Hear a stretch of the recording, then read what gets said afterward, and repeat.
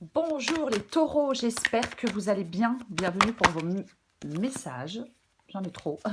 Bienvenue pour vos messages pour la semaine du 17 au 23 mars.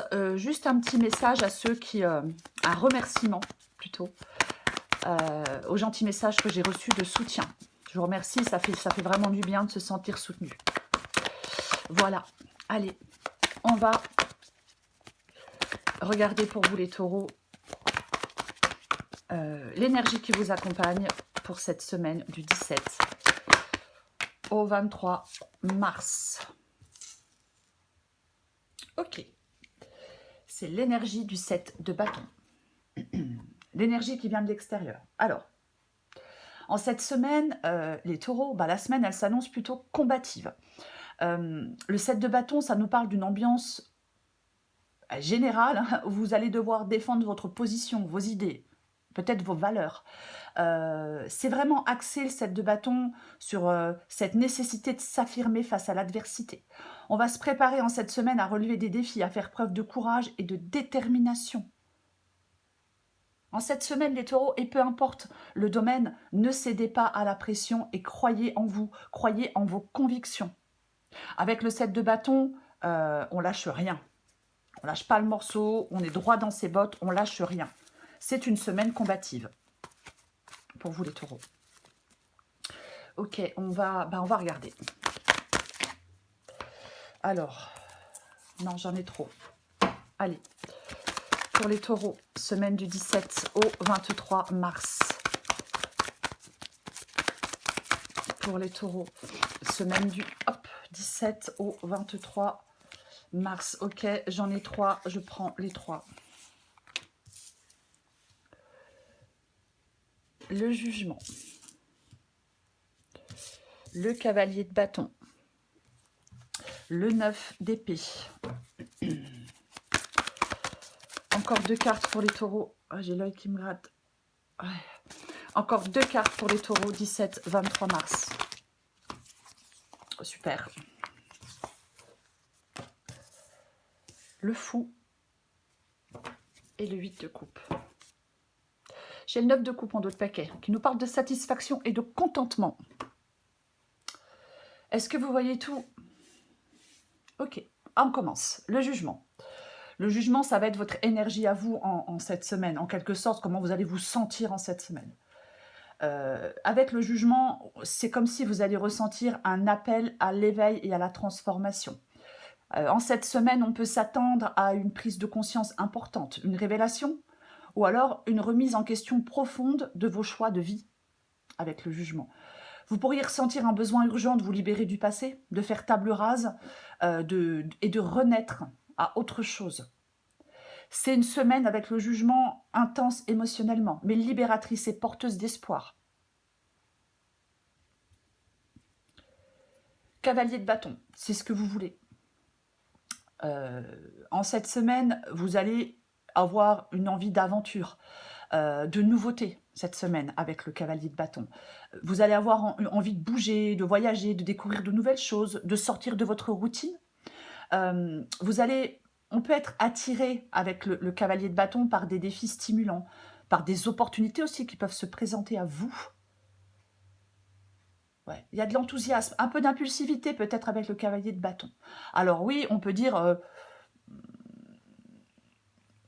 je ne sais pas si je vais le dire, ouais, peut-être de ne pas s'emballer trop vite, mais j'ai pas envie de le dire parce que c'est ce que vous voulez.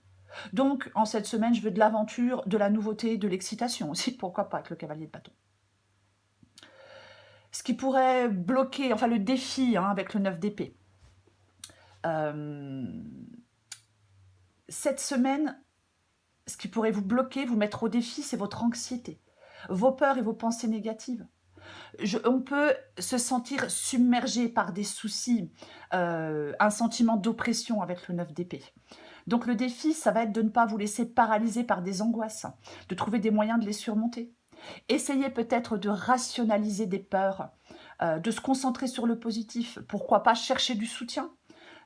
Ce 9 d'épée, il vous invite à retrouver la paix et la sérénité. Parce que quand on est trop dans l'anxiété, dans la peur et dans les pensées négatives, c'est compliqué d'avancer, c'est compliqué de faire des choix. Je vais la recouvrir. on recouvre le 9 d'épée.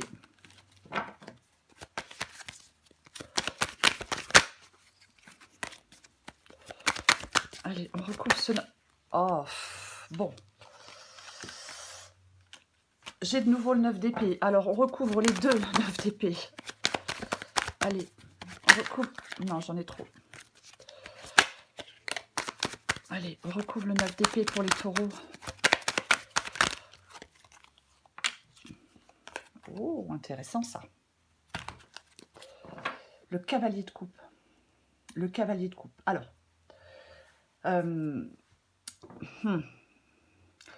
avec l'anxiété et les peurs du 9 d'épée,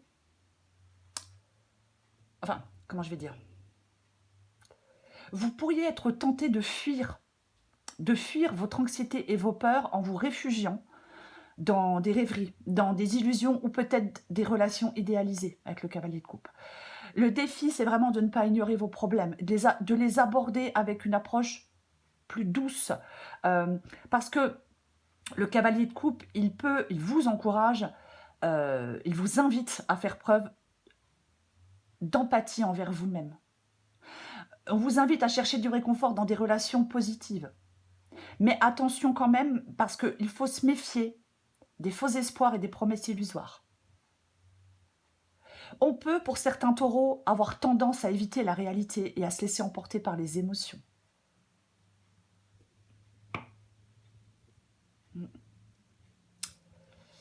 Ok, le conseil, c'est le fou. Votre conseil, c'est le fou, ce qui vous aide dans cette semaine, les taureaux. Le fou, il vous conseille de vous lancer dans une aventure, dans une nouvelle aventure. Le fou, effectivement, il vous conseille de laisser de côté vos peurs, d'embrasser l'inconnu. Le fou, il encourage à prendre des risques, alors calculez. Le fou, il encourage à sortir de sa zone de confort et à suivre son intuition. Voyez ?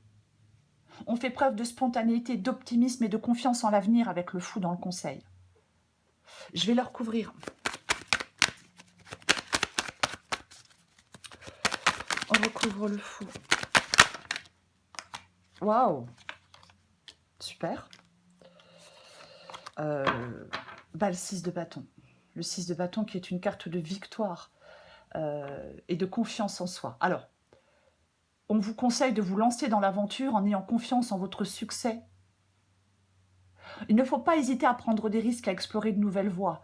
On le fait avec assurance et détermination.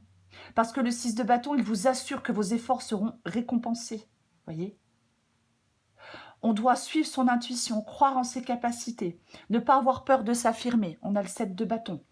Il y a une aventure avec le fou et le 6 de bâton qui sera couronnée de succès si vous y mettez votre cœur et votre âme. Vous voyez ? Ok. L'issue de la guidance, c'est le 8 de coupe. Le 8 de coupe, ça nous parle d'un détachement émotionnel, d'une décision de quitter une situation qui est insatisfaisante. C'est comme si vous alliez prendre conscience que ce que vous cherchiez ne se trouve plus là où vous êtes actuellement. Donc, on fait le choix de s'éloigner avec le 8 de coupe. Ça peut être douloureux, mais je pars à la recherche d'un épanouissement plus authentique. Il y a une période de remise en question et de transition. C'est nécessaire pour que vous puissiez avancer. Je vais la recouvrir. On recouvre le 8 de... Hop, hop. Non, j'en ai trop. J'ai vu le 6 de coupe quand même si j'avais trop de cartes, je ne les prends pas. Oui, waouh! Mais j'ai quand même vu le 6 de coupe, donc effectivement, est-ce que ça a à voir avec quelque chose du passé, quelqu'un du passé, ou alors une situation dans laquelle vous étiez depuis longtemps? 9 de coupe sur le 8 de coupe. Bon, super. Donc, en fin de compte, la décision que vous prendrez de vous éloigner, c'est motivé par un désir profond de satisfaction et d'épanouissement. Mais on l'a vu, le 9 de coupe tout à l'heure, il me semble que je vous en ai... Je sais plus. Ouais, bon, bref, peu importe. Donc, pardon. La décision de s'éloigner, ça sera motivé par un désir profond de satisfaction personnelle et d'épanouissement. En fin de compte, vous allez réaliser que rester dans une situation qui ne vous convient plus vous empêche d'atteindre le bonheur que vous méritez. Donc, l'issue, c'est une transition vers une vie plus alignée avec vos valeurs, où vous allez enfin pouvoir vous sentir comblé et heureux. Le 9 de coupe, il vous assure que la décision que vous prenez de vous éloigner, bien qu'elle soit difficile, elle vous mènera vers une plus grande satisfaction. Elle vous mène vers le bien-être, vers le contentement. Ouais, on a le roi d'épée, hein, le roi d'épée qui tranche, le roi d'épée qui fait des choix. Il est logique, il est rationnel, il tranche en mettant ses émotions et ses sentiments de côté.